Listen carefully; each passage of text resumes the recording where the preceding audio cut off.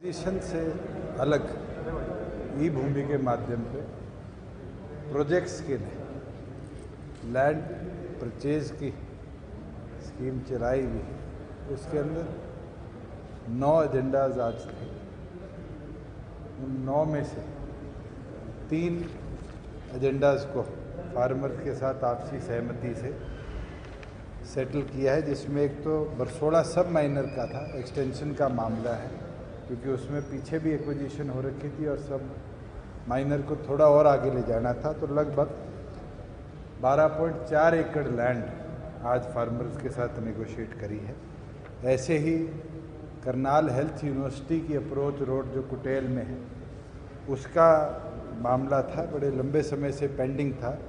लगभग 11.25 एकड़ लैंड उसके लिए किसानों से सहमत हुई है। एक पानीपत के अंदर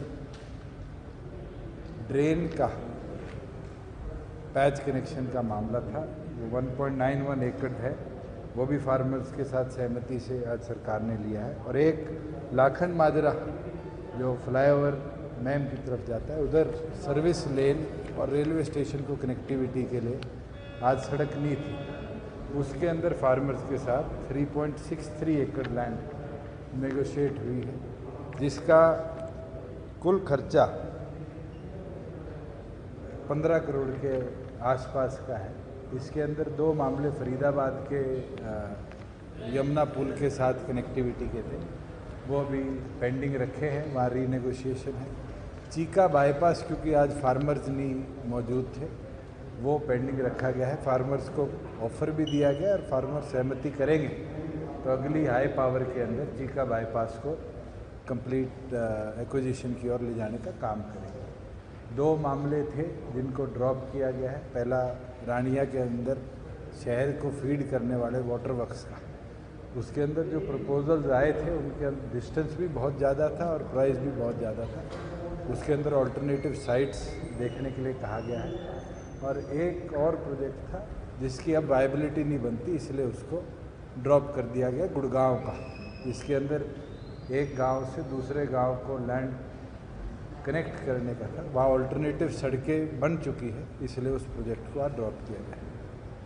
साथ में ग्राम दर्शन पोर्टल का आज लॉन्च हुआ, जिसके अंदर हर ग्राम नागरिक को आज ये सुविधा दे दी गई है कि वो अपने पब्लिक रिप्रेजेंटेटिव को वाया पोर्टल अपने गांव की डिमांड्स किसी भी डिपार्टमेंट संबंधित हो वो दे सकता है।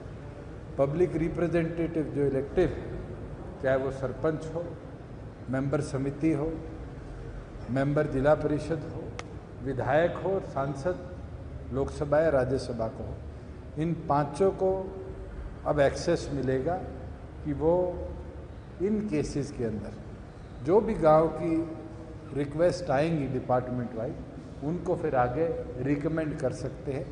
रिकमेंडेशन को भी मॉनिटर किया जाएगा कि 1 की रिकमेंडेशन है, 5 की रिकमेंडेशन है, और डिजिटल तरीके से सभी डिपार्टमेंट्स के अंदर ई-फाइल्स बन के उनकी रिक्वेस्ट को भेज दिया जाएगा। और डिपार्टमेंट्स भी फिर डिस्ट्रिक्ट लेवल पर उसी को एक्सप्रेसिवली भेज सकते हैं। और गांव के जो एस्टिमेट्स बनने हैं, कोई फिजिबल नॉट फिजिबल प्रोजेक्ट्स हैं, उसकी भी जानकारी हर नागरिक को ऑनलाइन उस पोर्टल पर मिलेगी।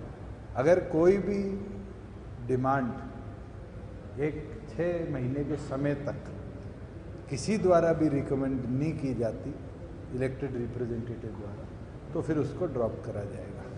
तो अलग अलग इसके अंदर सुविधाएं आम नागरिक के लिए आज बनाई है। और हम उम्मीद करते हैं, जो हमारा एक सपना है कि ग्रामीण अंचल के लोगों को भी इंफॉर्मेशन टेक्नोलॉजी के साथ जोड़कर उनकी समस्या जल्द से जल्द सरकार तक पहुंचे और जल्द से जल्द सरकार उस पर एक्शन ले, इसके ऊपर काम हुआ है।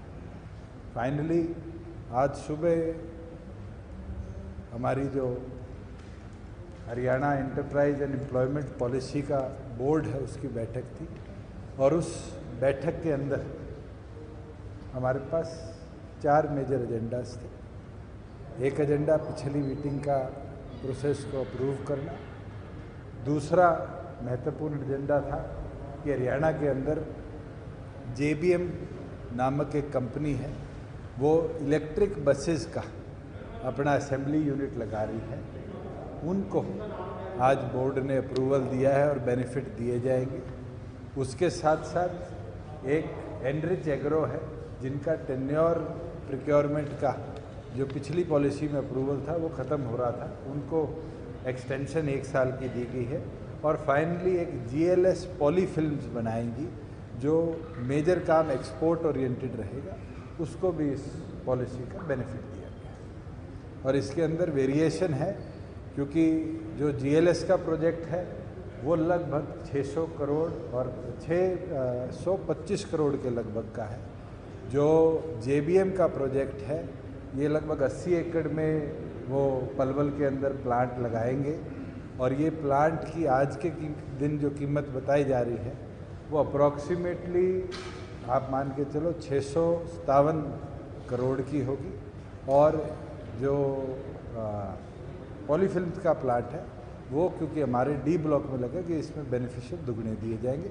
सभी लोगों को 10 साल तक पैन हरियाणा जो हमने 75% का हमारा वादा है उसको देखते हुए 48,000 रुपीज़ अगर कोई भी हरियाणा के एम्प्लॉयज़ को रखता है पॉलिसी के अकॉर्डिंग एक परसेंटाइल के ऊपर, 10 साल तक उसका बेनिफिट दिया जाए। बायलॉज कब तक बनेंगे सर? 75% वाले मैं नेक्स्ट मंथ के अंदर हम उम्मीद रखते हैं इसको हम रिलीज़ करें। कोविड करके इसको हमने इंडस्ट्री की डिमांड को देखते हुए डेफिनेट किया। सर आज पंजाब में कांग्रेस के पंजाब में ही बैठने वाले थे, लेकिन हमने उनको सूझबूझ के साथ वहाँ रेफर कर दिया, एक तरह से वहाँ बैठा बीजेपी के सामने खड़ा कर दिया, उनको केंद्र सरकार के सामने खड़ा कर दिया। चलो ये तो फिर ये बड़ी ये तो हमारी कही भी बात सत्य बन गई कि अब ये आंदोलन किसानों का नहीं, राजनीतिक लोगों का है। और जिस तरह से इसको प्रेरित किया गया है, जिस तरह की गतिविधियां दिन प्रतिदिन मिलती है, मैं तो बारी बारी कहता हूँ इन आंदोलन को शुरू करने के 3 एजेंडा थे। मंडी बंद हो जाएगी, MSP खत्म हो जाएगी, किसान की ज़मीन पे कब्जा हो जाएगा। आप में से आधे कृषि क्षेत्र संबंधित परिवारों से आते हैं, मुझे बताइए MSP मिला हर किसान को पूरा मिला, खाते में मिला। और इंडियन हिस्ट्री में पहली बार है कि 100% किसान के खाते में पैसा अगर किसी ने दिया तो हरियाणा सरकार ने दिया, और मजबूरी वर्ष हरियाणा को देखते हुए पंजाब सरकार ने दिया। अगर मंडियों की बात करें तो मंडियां हमारी पीछे साल के गेहूं सीजन में जहां कोविड के बावजूद भी इतनी बेहतर तरीके से चली, इस बार उससे कम समय में उन्हीं मंडियों ने पिछली बार से भी ज़्यादा गेहूं प्रोक्योर करने का काम किया। ना आड़ती की आड़त मरी, ना उसके लिफ्टिंग के चार्जेस मरे। और तीसरी चीज़, किसान की ज़मीन पे कब्जा हो जाएगा।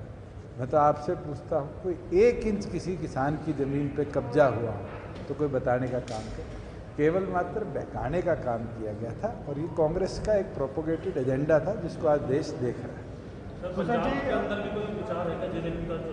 आने वाले समय में बताएंगे। सर जी, फोन टेपिंग के मामले को लेकर जिस तरीके से कांग्रेस के नेता सड़क पर उतरे हुए, लोकसभा के मॉनसून सत्र में कांग्रेस ने जो विरोध किया, जो ये फोन टेपिंग या फिर जो स्पाई कैम का जो मामला, मैंने तो अगर सबसे पहले किसी के शासन में फोन टेपिंग शब्द सुना था तो कांग्रेस के शासन में सुना था, जब न्यूक्लियर डील के ऊपर चर्चा आई थी।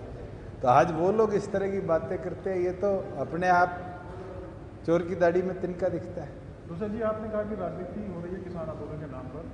पूर्व मुख्यमंत्री ओम प्रकाश चौटाला ने गाजीपुर बॉर्डर गए और जगहों पर भी रुके, पलवल में भी गए, इसको कैसे आप देखते हैं? आप तो एक वरिष्ठ पत्रकार है, मुझे ये तो बताइए, अगर पूर्व मुख्यमंत्री, कांग्रेस के मुख्यमंत्री इस तरह की काम करते हैं तो क्या राजनीति हो नहीं रही? ये किसान के लिए जा रहे हैं, तो अपने राजनीतिक सूझबूझ को देखते हुए अपनी राजनीति चमकाने जाने का काम या चमकाने का काम लोग कर रहे हैं। और मैं तो निरंतर बोलता आ रहा हूँ कि आज ये लोग किसानों के प्रति नहीं, ये तो किसानों के माध्यम से अपना एजेंडा क्लियर करवाने के प्रति काम कर रहे हैं। सर, इंडस्ट्री डिपार्टमेंट भी आपके पास है, चैम्बर ऑफ कॉमर्स के कुछ लोग मुख्यमंत्री जी से मिले थे, इंडस्ट्रियलिस्ट से आपकी चर्चा कर रहे होते हैं। उनका ये कहना था कि जितना जो इंडस्ट्री है बहादुरगढ़ में, वो पलायन की ओर है, दूसरे राज्यों की ओर रुख कर रहे हैं। और दूसरी तरफ सिंधु बॉर्डर पर भी ग्रामीण जो है वो परेशान हो रहे हैं, रास्ता न खुलने। देखिए, मैं तो सबसे आग्रह करता हूँ कि केंद्र आज भी चर्चा को तैयार है, तो 40 लोग कहाँ है, चर्चा करें, इसको निपटवाने का काम करें। सर, दिल्ली और हरियाणा का जो पानी का विवाद था उससे लेकर SC ने जो याचिका है वो आज खारिज कर दी है। ये तो दिल्ली पानी